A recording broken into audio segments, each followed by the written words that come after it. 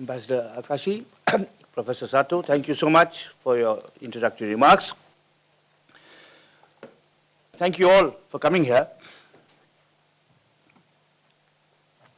When I was thinking about what I would choose to speak on today, Tagore was the obvious answer for several reasons. One, as both the preceding speakers have told us, he had a deep interest in Japan. He visited here several times. He had close friendships with Japanese artists, poets, and historians. And a second reason was my own personal discovery of Tagore. Now, Tagore was truly a person of the Renaissance. He was a poet, in which capacity he became the first Asian to win a Nobel Prize in literature in 1913. So he was a truly great poet who revolutionized his native language, Bengali. He was also a very successful novelist, and his novels such as Guha or 4 chapters, Char Adhyay, or indeed his book, Charulata, which was made into a film by Satyajit Ray, are very important. He also wrote, he was a very popular playwright in Bengali. He was a celebrated composer of songs, really founding a genre named after him called Rabindra Sangeet, the songs of Rabindranath, which are still widely sung in Bengal. And if this was not enough, at the age of 70, he became an innovative artist, painting abstract forms. However, the sheer depth and variety of his creative work notwithstanding, Tagore was also a profoundly original political thinker. And that's the subject I'll speak about today. And as I said, it is also a personal discovery, because about 3 summers ago, I decided to read all of Tagore's works in translation. Tagore originally wrote in Bengali. I am not a Bengali, so I had to read them like you in translation. But it was an extremely revelatory exercise. The genius of Tagore, the originality of Tagore's thinking, had for long been ignored. There are several reasons for this. We don't expect a novelist to be especially original when it comes to political commentary, and few novelists are. You know, great novelists of the 20th century, such as V.S. Naipaul and Salman Rushdie, have sometimes said some profoundly stupid political things. But we forgive them because they are great novelists. So novelists are not generally are not creative political thinkers. A second reason why Tagore's political essays are forgotten is that, as the great sitar player Ravi Shankar once said, Ravi Shankar was a Bengali like Tagore, and he said, we Bengalis have kept Tagore so close to our heart, we have not allowed the rest of the world to see him. And in fact, they have not allowed the rest of India to see him also. The Bengalis are so possessive about Tagore that they have parochialized Tagore. They have made Tagore into a Bengali hero, whereas actually he is an Indian and a global icon. That's what I'm trying to, that was my discovery. And quite remarkably, as I'll also outline in my lecture, in the course of my studies on Tagore's non-fiction writings, his essays, his lectures, his pamphlets, I found that not only were they deeply illuminating and original, some of the flavor of which I might try and communicate to you today, they also had a great impact on Gandhi and Nehru. Gandhi and Nehru were the 2 greatest Indian political figures of the 20th century. Mahatma Gandhi was the leader of the freedom struggle. Nehru was Prime Minister for the first 17 years of Indian independence and laid the foundations of national unity and social and cultural democracy. And somehow, while as growing up in India, we had learnt a great deal about the greatness of Gandhi and Nehru. we had not realized something which Ambassador Takashi pointed out to, that Tagore was a kind of preceptor or teacher to them. Both were deeply influenced by Tagore. So that's the background, the personal and scholarly background to my lecture today, on the political philosophy of Rabindranath Tagore. I mentioned Gandhi and Nehru. One respect in which Tagore differed from Gandhi and Nehru is that Tagore was much more of a traveler outside India. Gandhi was always traveling within India. He was, his home in India was a second-class railway compartment.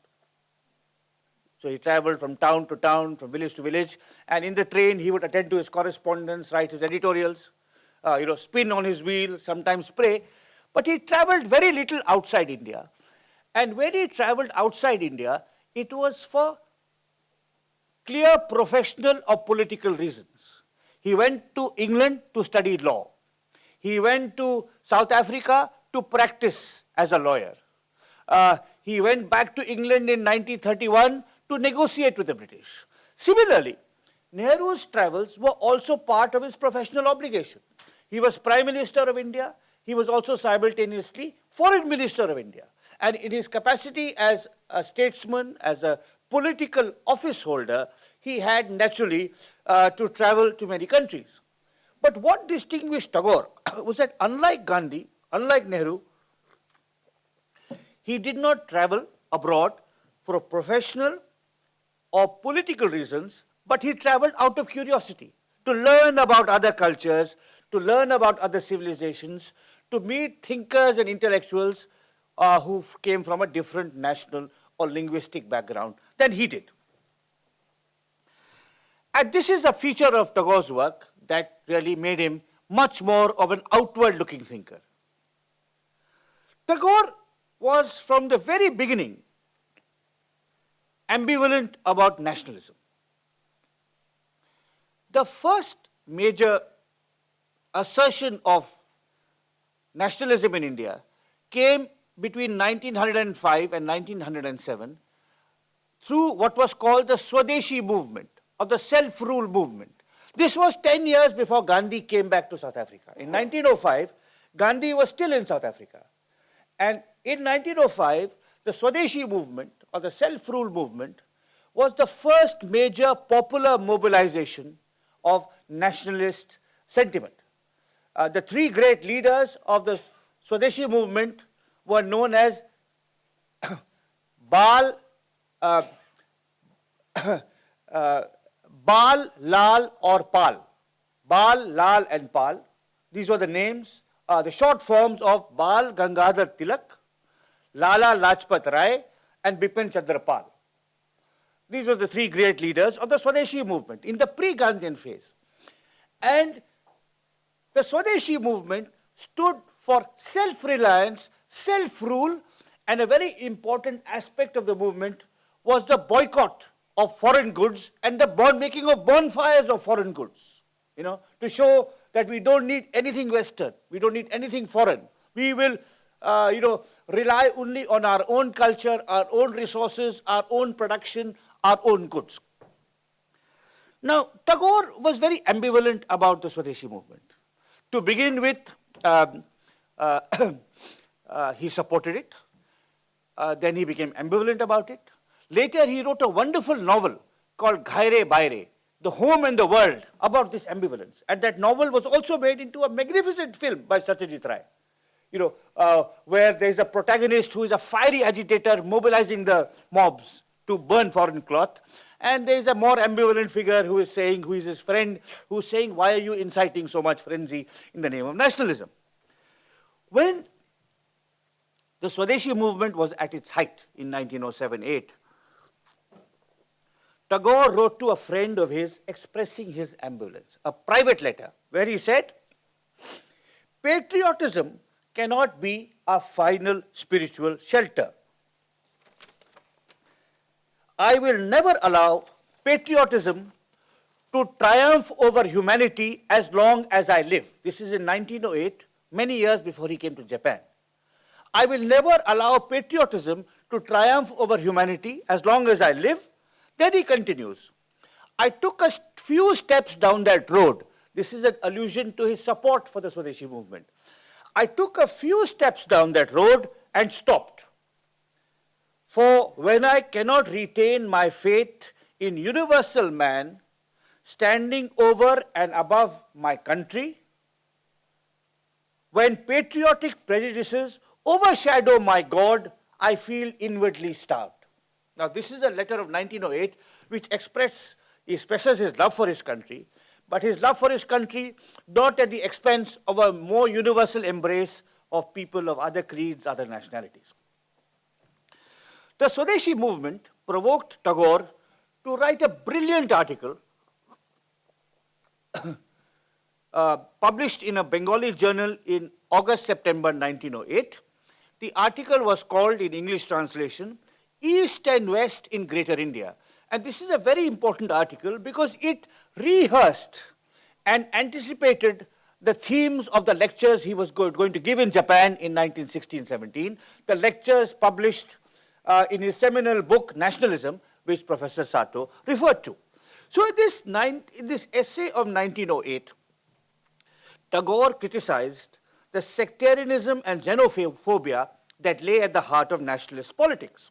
And he said, this is a very long quote, I'm going to give you many long quotes from Tagore, because Tagore was a writer. He chose his words carefully, and unless I quote him in the original, you will not get a flavor of the intensity, the eloquence, and the sheer originality of his political thought. So in this essay of 1908, Tagore says, whether India is to be yours or mine, whether it is to belong more to Hindus or more to Muslims, or whether some other race is to assert a greater supremacy than either, this is not the problem with which he should be exercised. It is not as if at the bar of the judgment seat of the Almighty, different advocates are engaged in pleading the rival causes of Hindu, Muslim, and Westerner, and that the party that wins the decree shall finally plant the standard of permanent possession. It is our vanity which makes us think that it is a battle between contending rights. The only battle is the eternal one between truth and untruth. So what Tagore is saying in 1908 is that there are two major communities in India, Hindus, Muslims, and there's the British who are ruling. So it's a triangle. And each of them is saying, I know the truth, I must get possession, I must control this country. And only I am right, and you are all wrong. Tagore is saying, no. Politics is not a battle between three different groups, and one will win, and only that one will finally plant the flag of permanent possession. And then Tagore goes on, and this is very important to understand this thought.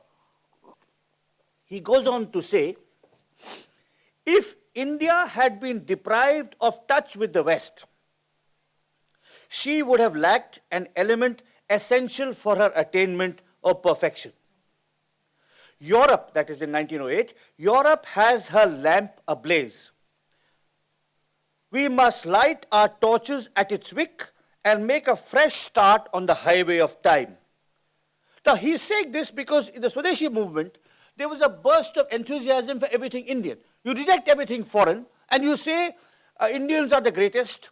Indians had great philosophy, literature, science. We need to learn nothing from the West.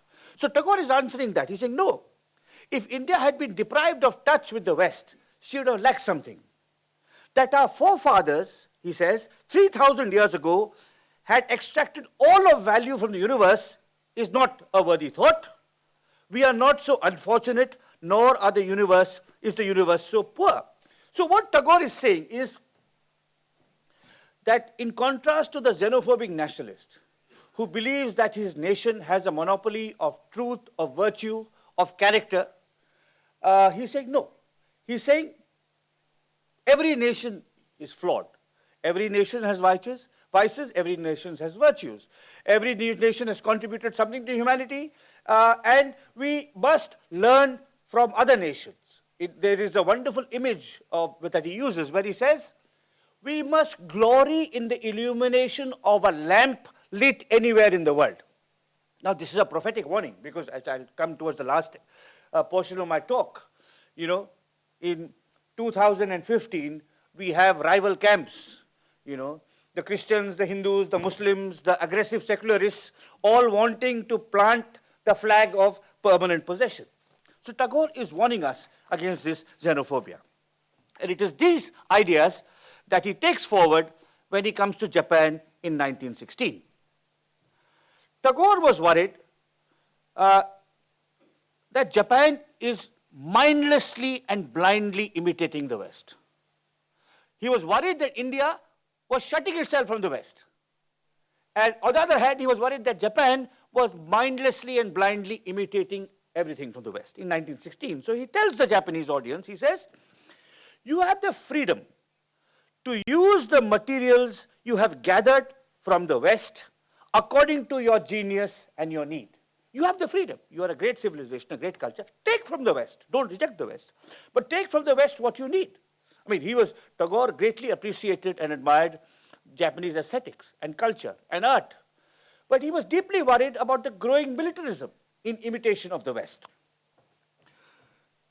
Tagore told his Japanese audience that the choice is presented to you between fear and flattery, between lying passively dormant or feebly imitating. So the way it's presented to you is only two choices in 1916. Either you imitate the West or you reject it. But there is a third way which Japan can show, to embrace the best of the West without damage to her cultural traditions. True modernism, the poet told his Japanese audience, true modernism is freedom of mind, not slavery of taste. True modernism is freedom of mind, not slavery of taste. It is independence of thought and action, not tutelage under European schoolmasters. Now, it's quite interesting. You know, the greatest of Tagore was that he saw the many-sidedness of truth, the grays between the blacks and the whites. So when he's in the Swadeshi movement in India, when Lal, Bal and Pal are mobilizing mob frenzy to reject everything foreign, he's saying, wait a minute. It's not as if our ancestors knew the truth, you know. Europe has a lamp ablaze, learn something from it. Learn about the independence of the individual, learn about women's rights, learn about the scientific method.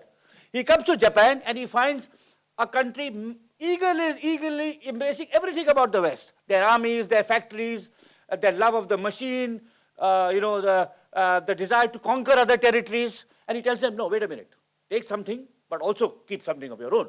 So this is the many-sidedness of truth is something that he recognizes instinctively as a novelist, as an artist. Something that ideologues and political pamphleteers tend to overlook. From Japan, Tagore sailed to the United States, where he stayed 4 months, giving many lectures. Like Japan, the United States had not yet entered the First World War. This was 1916. And like Japan, it was free to make its destiny other than in the image of Europe.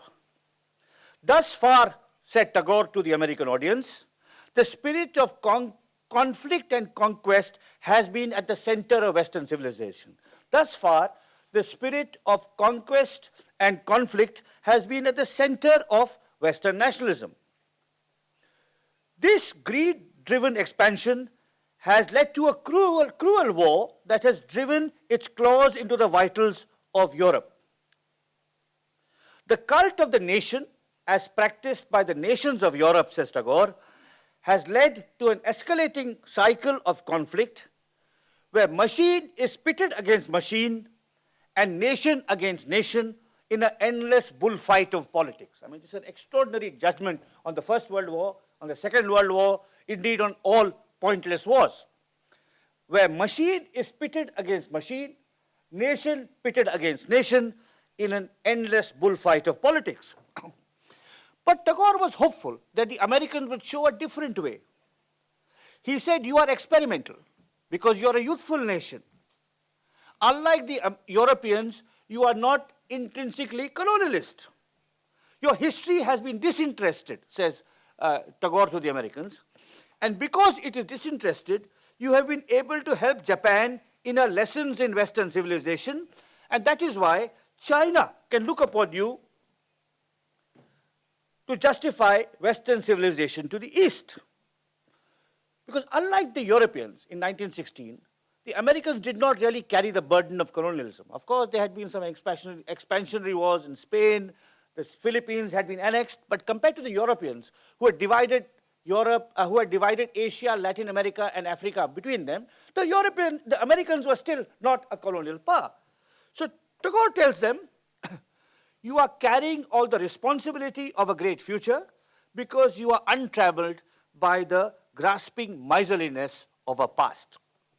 Now, Tagore gave these warnings in Japan and then later on in the United States. In neither country was he received well. The audiences did not want to hear this message. You know, both Japan and the United States were eager to militarize. They had territorial ambitions. They wanted to outdo Europe not only in industrial growth, but also in technological productivity and in military strength. And based on technological growth and military strength, they wanted to outdo Europe, or at least compete with Europe in the control of possessions elsewhere. So America was expanding into the Philippines or into Latin America. Japan was casting a covetous eye on China and in Korea. Japan and America thought that if the 19th century belonged to England and Germany, the 20th century would belong to them. So the intellectuals, the thinkers, the ordinary middle class were not interested in Tagore's message. I think this is a very important point that must be underlined at a juncture such as this. When we tend to gloss over in diplomatic relations, we tend to gloss over the uncomfortable part. And the uncomfortable part is the Japanese in 1916 did not want to receive Tagore's message. And nor did the Americans. They felt that he wants to keep us weak and puny. It is a sissy-like message. We want to be masculine and muscular, and he's telling us to be passive and pacifist. So his warnings were not appreciated at the time. I'll return to this subject towards the end of my talk. But I now want to shift registers and speak about Tagore's relationship with Gandhi, because this is something which is not very well known by Indian scholars, let alone foreign scholars. Tagore had a great influence on Gandhi. He admired his work in South Africa. When Gandhi was struggling for the rights of indentured laborers in South Africa, Tagore sent him a personal check, although he did not know the man. After Gandhi came back to India in 1915, Tagore immediately invited him to his ashram in Shantiniketan, where he was building a university. They struck a chord, they became friends. And it was Gandhi who first called Tagore Gurudev, which you would probably translate as spiritual preceptor. Although Gandhi had been known as Mahatma before, it was Tagore who popularized the name Mahatma for Gandhi. So they were close friends, they had great respect, but they also had the disagreements, and I'm going to talk now of the disagreements. I said a little while ago that the first major nationalist mobilization against the British was the 1905 to 1907 Swadeshi movement. The second major mobilization of nationalist opinion against the British was the non-cooperation movement launched by Mahatma Gandhi in 1921, which also involved the boycott and burning of British goods, but advocated a much wider campaign of non-cooperation. So students were told to boycott government schools, and national or patriotic schools were set up as students went. Lawyers were told, if you love your country, do not practice in a British court where there's a British judge. Teachers boycotted national schools and colleges. Government officers resigned en masse. So there's this movement of non-cooperation going on, which Gandhi launched, and he promised the public, when politicians get a mass following, they always make extravagant promises. Before an election, when people are voting, and similarly, when Gandhi launched the non-cooperation movement, and many people flocked to his call, and there was mass enthusiasm, Gandhi said, I will get you freedom in 1 year, Swaraj in 1 year, which of course led to greater enthusiasm, greater excitement among the masses. When Gandhi launched the non-cooperation movement, Tagore was traveling in Europe. And he was very ambivalent about what was happening back home. He was reading the newspaper reports about the bonfires of foreign cloth, about the boycott of schools, about the aggressive, sometimes violent and xenophobic language against the British. And he was worried. He saw it as a replay of the Swadeshi movement. And he wrote a series of letters to a man called C.F. Andrews, who was an English priest who had settled in India and was a common friend of Tagore and of Gandhi. So while he is traveling in Europe and Gandhi is launching his non-cooperation movement, Tagore writes to Andrews, I wish the emotion will flow along constructive channels. If that happens, I shall be willing to sit at Gandhi's feet. But I refuse to waste my manhood in lighting the fire of anger and spreading it from house to house.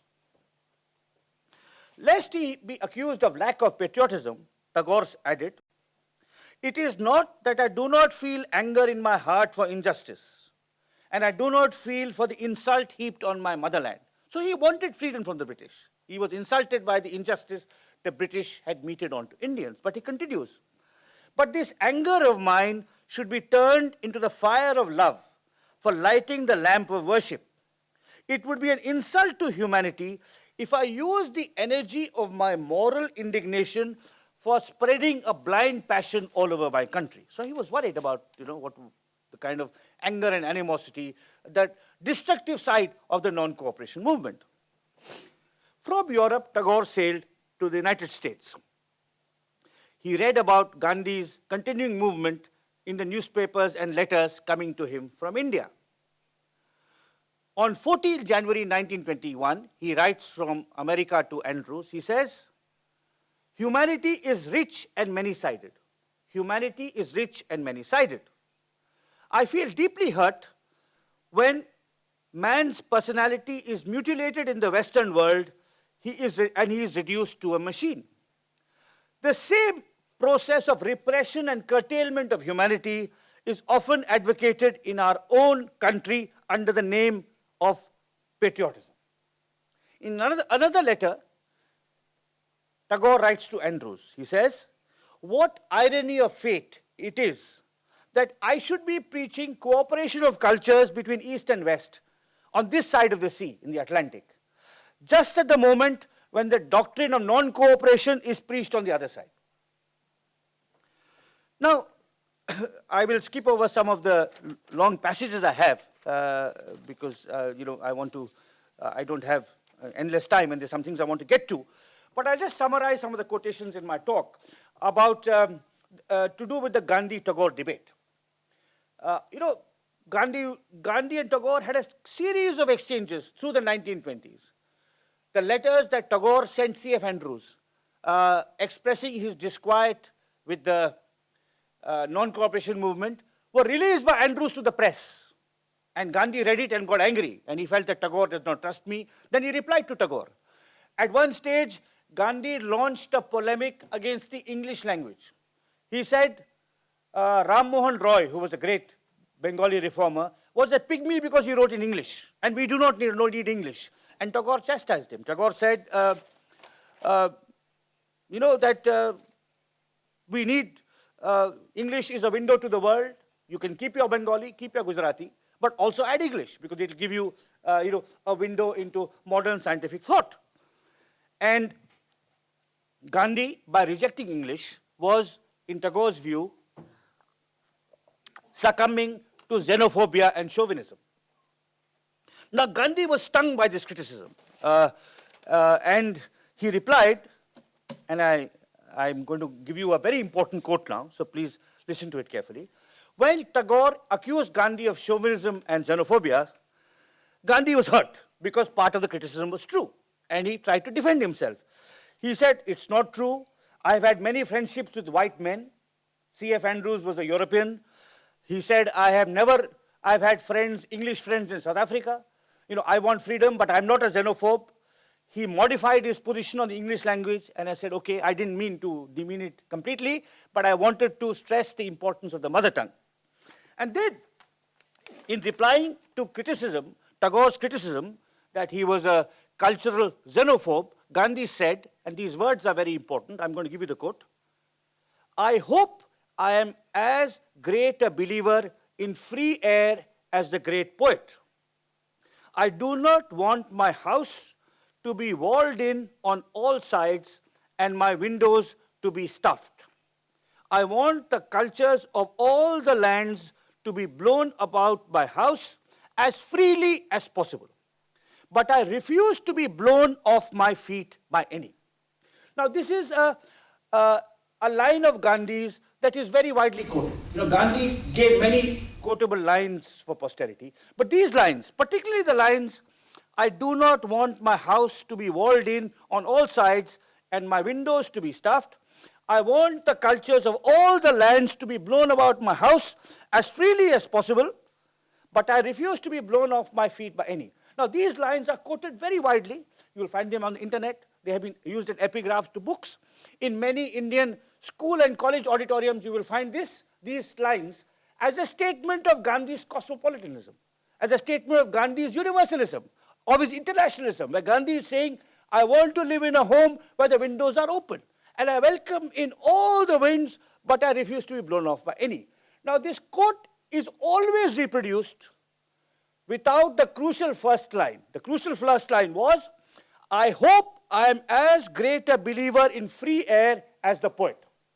So these lines that Gandhi offered as a defense of his open-mindedness, of his cosmopolitanism, these lines were reluctantly squeezed out of Gandhi by Tagore. They came at the end of a year-long debate. I have explained the details of the debate at great length in an essay I wrote, which is the introduction to the Penguin Classics reprint of Tagore's Nationalism.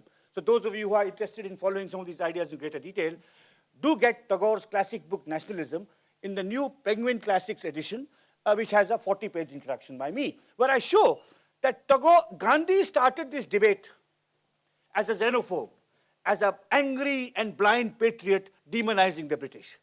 It is to Gandhi's credit that he ended the debate by changing his mind. I mean, one of Gandhi's truly great attributes was his openness to criticism. But in the fire and intensity and passion of the non-cooperation movement, he was saying, we don't need foreign clothes, we don't need the English language, we don't need anything Western. We really can rely only on our own resources. And it is through the poet's cautioning of him and Tagore's chastising of him that Gandhi arrives at a much more open-minded internationalist position where he says, my windows are open and the winds can come in from everywhere, but finally I will not be blown off by any. From Gandhi, let me turn very briefly to Tagore's relations with the Japanese poet Yone Noguchi. In July 1938, the date is important, Tagore received a letter from Noguchi asking him to endorse or approve of Japan's recent invasion of China. And Noguchi wanted Tagore to approve of the invasion of China on the grounds, I quote, that it would establish a great new world in the Asiatic continent. In justifying the invasion, Noguchi claimed that nothing worthy will be done unless you pass through a severe trial. The peace that follows after a war is more important than the war itself. For this peace, we Japanese are ready to exhaust our resources of money and blood. The two men had known each other for years. The Japanese poet had even visited his counterpart in Shantiniketan. But Tagore was dismayed that Noguchi had been overwhelmed by what he called the passion of collective militarism. So he wrote to Noguchi, he said, how could you, a poet, be overwhelmed by this madness of militarism? Noguchi, said Tagore, was prepared to acknowledge that Noguchi was prepared to acknowledge that Italy's invasion of Ethiopia was wrong, but he would reserve the murderous attack on Chinese millions for judgment under a different category. But surely judgments are based on principle, and no amount of special pleading can change the fact that in launching a war on Chinese humanity, Japan is infringing every moral principle on which civilization is based. Tagore was distressed, I quote, that instead of questioning the warmongering of their leaders, the artists and thinkers of Japan, like Noguchi, should echo such remarkable sentiments that translate military swagger into spiritual bravado. Then Tagore offered his friend Noguchi this telling contrast. I quote, "In the West, even in the critical days of war madness, there is never any dearth of great spirits who can raise their voice above the din of battle and defy the warmongers in the name of humanity." Where, when their country most needed them, were the Japanese artists and writers who could warn the warmongers in the name of humanity, just as Tagore had very bravely taken on Gandhi. Now, Tagore's criticisms of Gandhi were not just precocious, they were extraordinarily brave.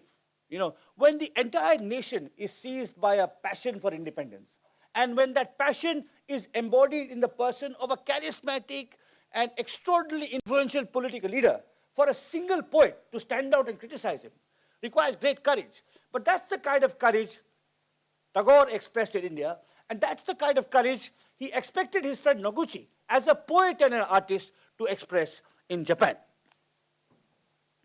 I'm going to end my talk with a few more quotations of Tagore's precocious political thinking, of how he moved Gandhi and how he may move all of us beyond nationalism to internationalism. Just a word of warning to the interpreters, I'm going to, for reasons of time, I'm going to hasten over the text that I provided them. So, because the quotes are very long, and I would like some time for discussion. But those of you who want the full text with all the original quotes, I've already told you, please look at my introduction to the Penguin Classics edition of Tagore's Nationalism. So there are several quotes I wanted to end with, but they're each very long, so in the interest of time, I'm going to condense them. The first quote comes from his visit to Russia in 1930. Now, Tagore, I said, was a restless traveler. At the age of 70, he went to Russia.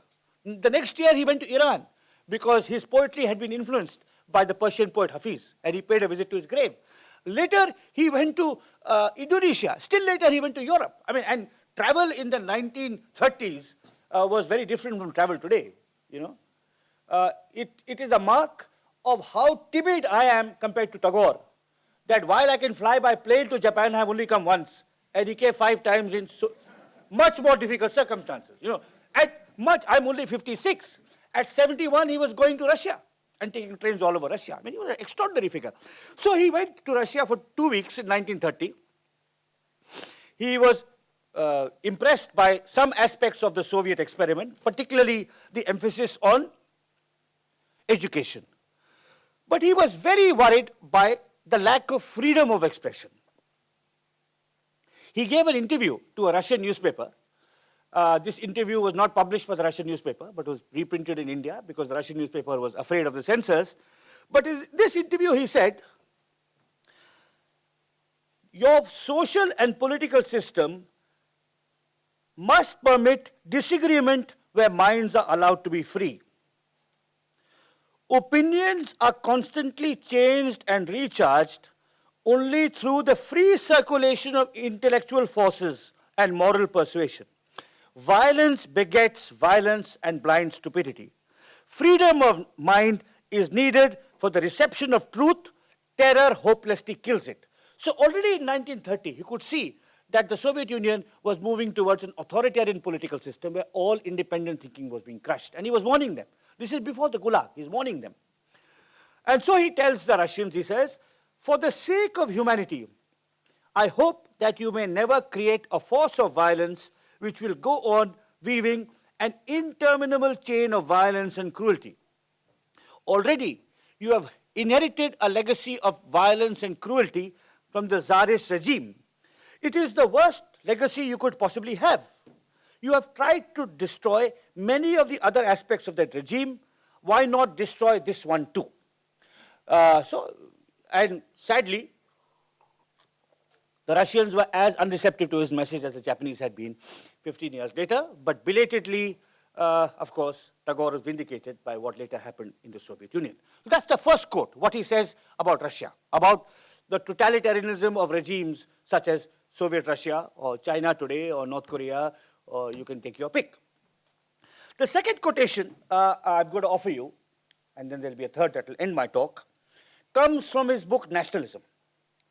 And it shows how his criticisms always had a constructive edge. Now, I think the greatness of Tagore that he denounced the nation of the West, the cult of the nation that the West had promoted, he denounced. But he always admired the spirit of the West. You know, he had a very ambivalent relationship towards Europe, or the West generally.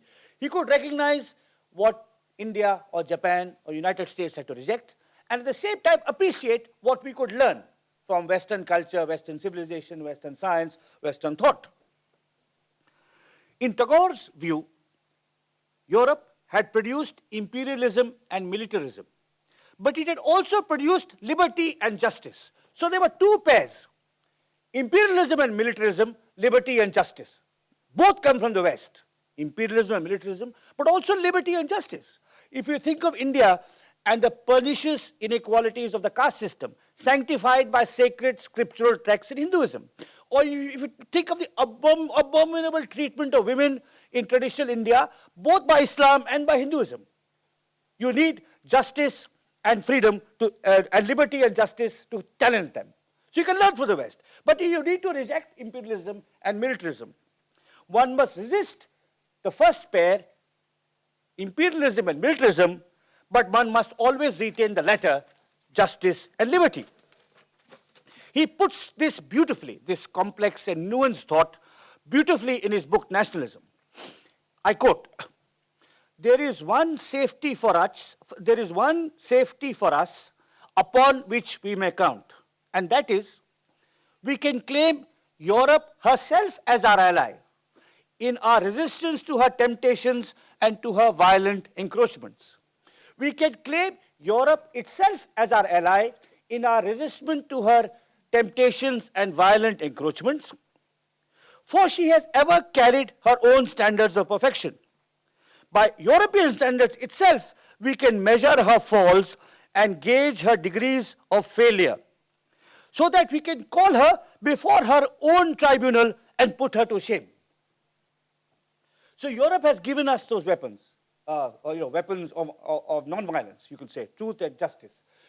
As he says, Tagore says elsewhere, when he's telling Noguchi, that in Europe, even during the First World War, you had poets and writers speaking out against this mindless violence and militarism. So the beauty of Europe is that while chastising Europe, you can draw upon her own resources, her own poets, her own writers, her own ideals. We can call Europe before her own tribunal and put her to shame. Tagore knew that no nation, culture, ideology, or religious tradition has a monopoly of virtue, nor that any had a monopoly of vice either. All systems of belief, all national traditions, were a mixture of good and evil, of truth and untruth. The only way to make one's nation or culture less false was to broaden it by listening to and learning from other nations and cultures. Recall, 107 years later, the warnings against cultural arrogance that he issued in 1908. This is a quotation I've already quoted, and I'm going to quote it again for emphasis. This is Tagore in 1908. It is not as if at the bar of the judgment seat of the Almighty, different advocates are engaged in pleading the rival causes of Hindu, Muslim, or Westerner, and that the party that wins the decree shall finally plant the standard of permanent possession. Addressed to the bigots and xenophobes of his own day, these remarks by Tagore must be addressed again to those who today wish to forcibly impose their own convictions on the rest of humanity. Tagore's words make compelling reading and act as warnings to Al-Qaeda and to extremist Hindus, to evangelical Christians and to revolutionary Maoists, to all those who fanatically and violently seek to take permanent possession of the past and future of humankind. Thank you very much.